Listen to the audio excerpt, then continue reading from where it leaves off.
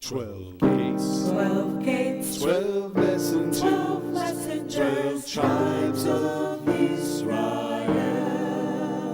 12 gates, 12 gates, 12 messengers, 12 messengers, 12 tribes of Israel.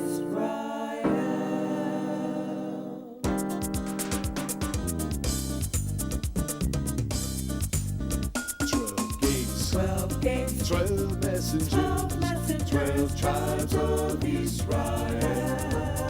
12 gates, 12 gates, 12 messengers, 12 messengers, 12 tribes of Israel. Lebanese Reuben, Lebanese Shimon, Teshuvah. Welcome back. Only, I'm not sitting down because I think I'm a big macher or a big shot or a big fish in a small pond. It's a whole lot deeper than that. So rather than bore you with my arthritis, those of you who may have seen me tonight,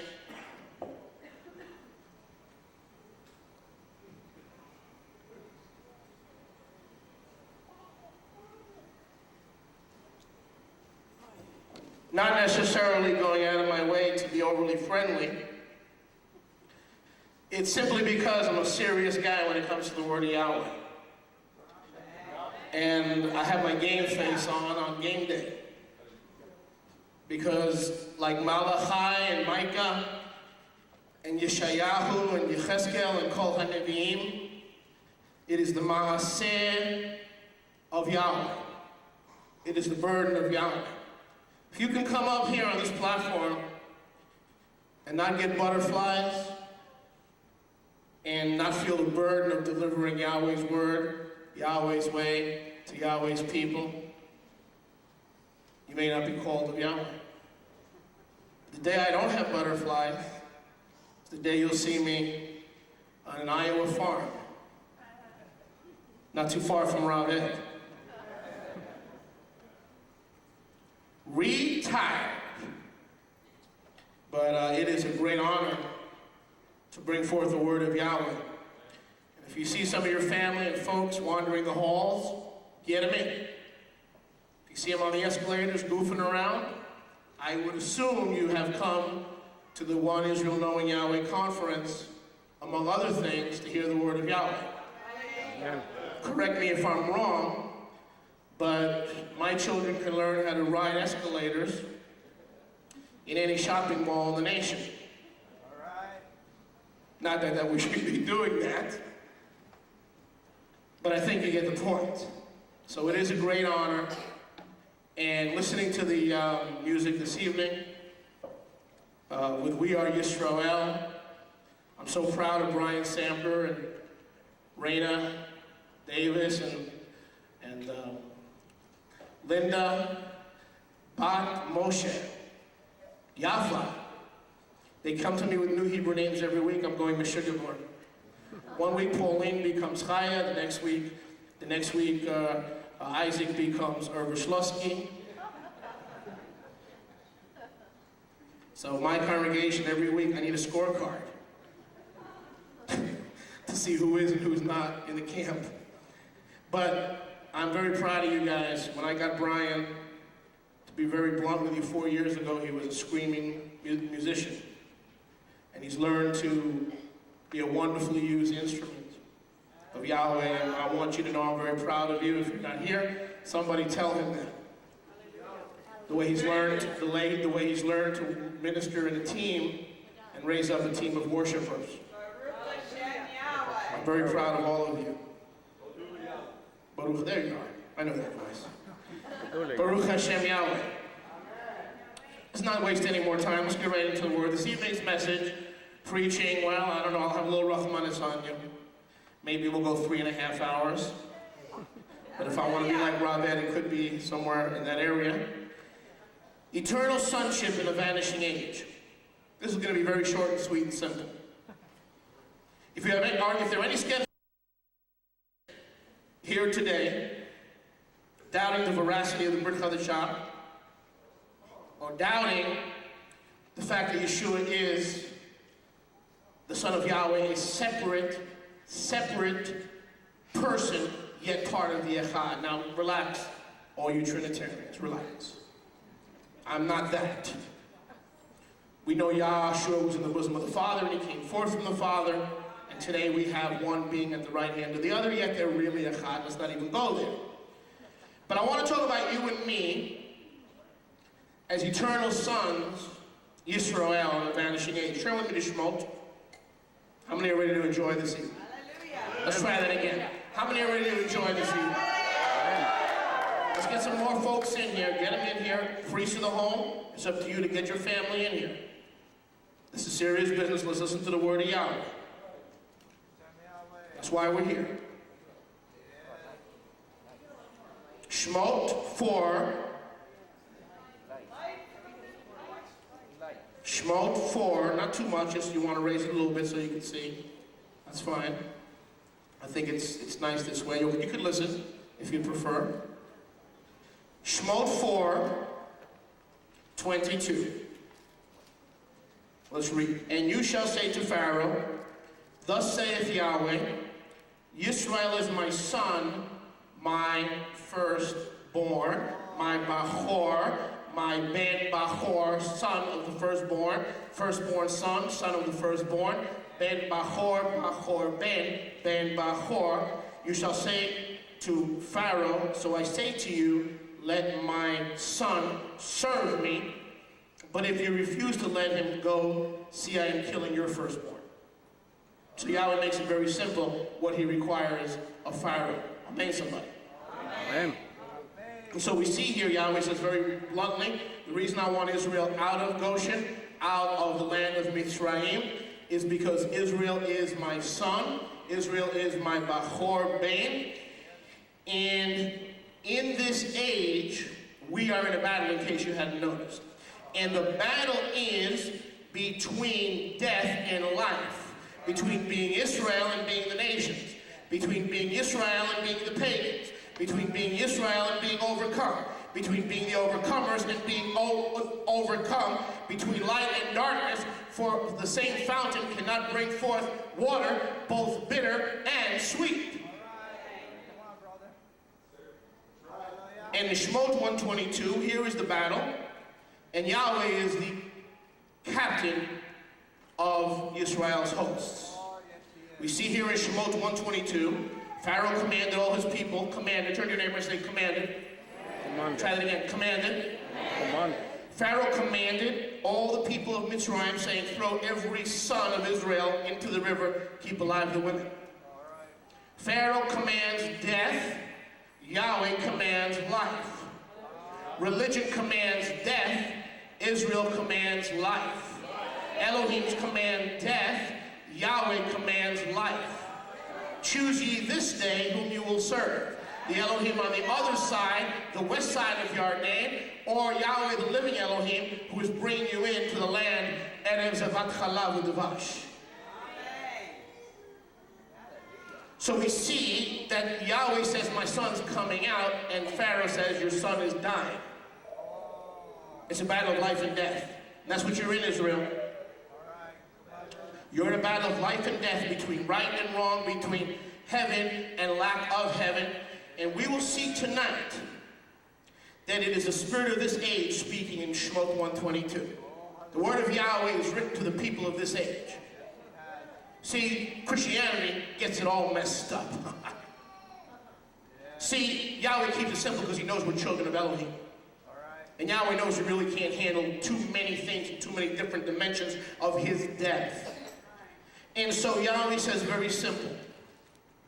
He says, there is this age and that age. You want to get to the next age and have resurrection life? Get saved, righteous, and washed in the blood of my precious son in this age. And you'll graduate to the next age. What a complicated Yahweh. No pre-trib, mid-trib, post-trib, pre-mortem, post-mortem, whatever, depression, rapture. Hello. So the man comes in with charts, the age of the Diluvian age, followed by the Noahic age, followed by the Adamic age, followed by the age of home and garden, followed by the age of garden and home, followed by the age of Shabbat, followed by the age of Sunday worship, followed by the age, and pray tell me, Pastor, who gave you the authority to determine when one age begins and the other age ends when you can't even figure out what to order for breakfast at Denny's?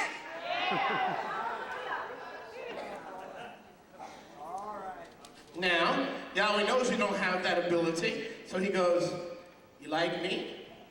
You want to be with me forever and live forever? Good.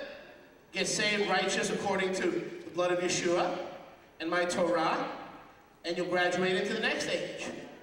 What a complicated father. What a complicated father. So the spirit of this age is the spirit of Pharaoh commanding the world, the flesh, the devil, your mama, your papa, your religion, your friends, your former pastor, your current pastor. I better not find out who he is. And trying to tell you, get out of that cult. It's a cult. Look what they're wearing. Tzitzit, ropes, head coverings, ropes, blue, white, black. Look at it. It's a cult. See, brothers and sisters, that's the command of this age. And the command of this age is to destroy Yahweh's testimony in the earth, the nation of Israel. Understand this. You better fight for your faith, fight for your emunah all the days of your life, all the days of your existence, all the days of your time on this earth, or else you will lose the fight of faith. And Rashi would not have told Timothy to fight the good fight of faith if it wasn't possible to lose it. He wouldn't have written in 2 Yochanan, the Ruach HaKodesh, through Yochanan the Beloved, to stay in the doctrine of the Father and the Son if he didn't think you could leave, because leaving is an option. He tells Israel to stay in the faith. Because leaving is an option. You walk to Yeshua, you can walk away from Yeshua. Yahweh wants you to stay in the faith. So in this age, it is Israel, Yahweh's people. The program is to establish eternal sons in Israel for Yahweh that cannot die. His plan is to establish each and every Israelite born again, washed in the blood of the Lamb, filled with the Ruach HaKodesh, to make you an eternal light, an eternal witness, an eternal epistle, living, read, and known by all men. Man of good and evil will. And then there's the world of flesh and the devil and the religious crowd, the most dangerous crowd. Turn to your neighbor and say, the most dangerous crowd. Now you know what I'm talking about. It's not a matter of who's right and who's wrong. It's a matter of they're coming in the name and the authority and the command of Pharaoh to kill Israel's firstborn. And Yahweh says, not only am I going to, against the killing of my people Israel, I'm going to regather them, restore them, return them from the galut, from the exile, and the gathering and restoration of both houses of his blessed Israel through my beloved son. And the proof is that my son Israel cannot die. Therefore, you as individuals cannot taste death unless you choose death. Turn to your neighbor and say, you don't want to choose death. That's the age we're in. It is the age that wants to drown every newborn Israelite. How many have come into the Messianic Nazarene Israelite truth for let's say less than 2 or 3 years? Let me see your hand. You're a firstborn. You're a newborn babe. And Pharaoh's command is to drown you before you get started. To take it back to the one-house heresy of Messianic Judaism. Or the caste system of Jew and Gentile, one in Messiah, yeah, right, not this side of heaven. They sing songs, when we get to heaven, 2 hymns and 3 hers. When we get to heaven, there ain't no Baptist, there ain't no black, there ain't no white, there ain't no Spanish, there ain't no Chinese, we're all going to be one in heaven. Really? Well, how come you're not going to be one on this earth? Oh, just, I don't know. I don't know. Come on. Well, I do know. The reason is because they don't know who they are. How can you have no races and divisions and nationalities and ethnicities in heaven and have them on the earth? Mashiach came to do away with that. He came to give Israel the power to overcome the command of Pharaoh. Turn to your neighbor and say the command of Pharaoh. Let's try that again. The command of Pharaoh. Baruch Hashem Yahweh. But Yahweh has a different plan. Now I'm going to prove to you tonight several things. First thing I want to prove to you is who Israel's supposed to be. Go with me to Bereshit 6, 2, and 4. Bereshit 6, 2, and 4. Sons of Elohim, what's that? Circle that word, sons. There's only two groups of people or beings ever called sons.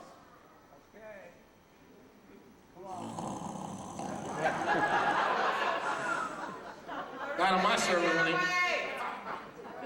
There are only two groups of people called sons. Fallen Melachim, living righteous Melachim, and Yisrael. Hello, I'll say that again. Only two groups of people or beings in Scripture are categorized as sons of Elohim, and that is the Malachim, Tov Ra'im, and Yisrael, Yahweh's firstborn. Now look at Bereshit 6:2. It is the sons of Elohim who, of course, fell, and Yahweh brought on the flood. Verse 4, we see the same thing. The sons of Elohim did a no-no with the daughters of man, and we know the rest of the story. Okay, we have children with us, so I don't want to be too graphic. So that Melachim were known as the sons, and therefore collectively the son of Elohim. When Yahweh made Adam and Chava, they were made like the Malachim, not to die or taste death, not to drink and eat and live from a mixed well of bitter and sweet, not to eat from a knowledge of the tree of good and evil, but to live a life only of Tov, life, abundant life, and not to mention a little bit of Esusia, or power thrown in, known as dominion. Hello? So Yahweh's plan for us in the latter days at the end of this age is to A, stop us from the death of everything that crawls on this earth. You listen to what I'm saying to you. There's not a thing on this earth that doesn't crawl, that does not want to destroy your new life as Messianic Nazarene Israel. Religion, family, friends, email, spam mail, postcards, employers, ex-employers, pastora and pastores, and even your own hand that you open up to the enemy to say, what if I'm wrong? Oh, what if you're wrong? What if, what a thought. What if we're wrong? Well, you won't get VD. And you won't get AIDS. And you won't get shot in a drive-by shooting because you're hanging out in front of a liquor store. So if we're wrong, we're still kosher, because Yahweh gives us the chesed of living a good life and a clean life. But that's who you are, Israel. That's where we're headed. Go with me to Matthew 22. I'm going to make it very short today because I feel Yahweh quick into my spirit to give you a knockout punch quick and put you to sleep. Before you go to sleep before the knockout punch. If you go to sleep before the knockout punch, we've got problems. If I put you to sleep with a knockout punch, we're okay. Turn to your neighbor and say, then we're okay. Matthew 22:30. Matthew 22:30. For in the resurrection, not the rapture, in the resurrection, not the rapture, in the resurrection, see me later for counseling if you believe in the rapture. For in the resurrection they do not marry, nor are they given in marriage, but are as the malachim in heaven.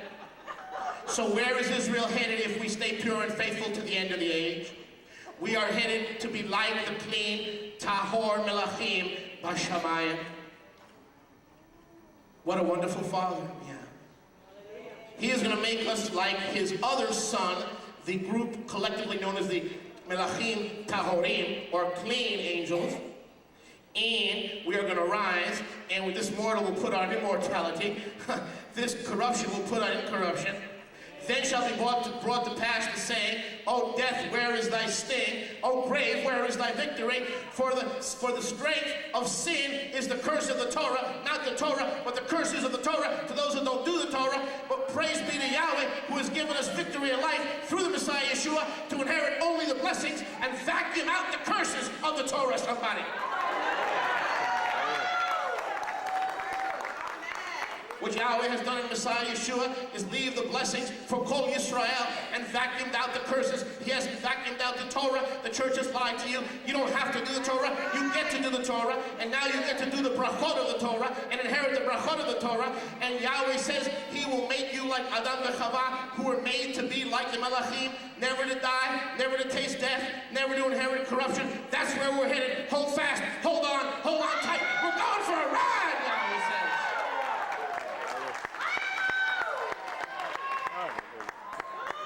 Somebody got to give praise tonight.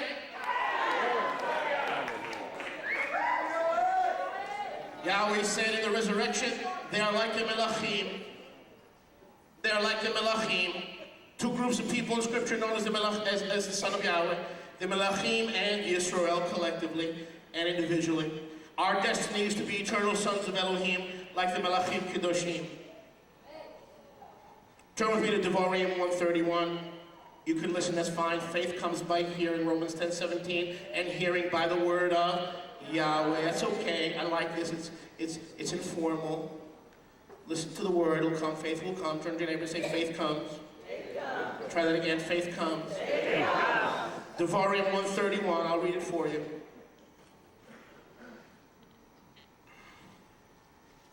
In the wilderness where you saw how Yahweh your Elohim has borne you, as a man bears his son, in all the way that you went until you came to this place, how did Yahweh said he carried us in the wilderness, in the 40 years in the wilderness? Hello? How did he bear us? On eagle's wings. That's a metaphoric expression. It's an idiomatic expression for the wings of his heavenly son. Collectively, we saw in Bereshit 6:2, Bereshit 6:4, the heavenly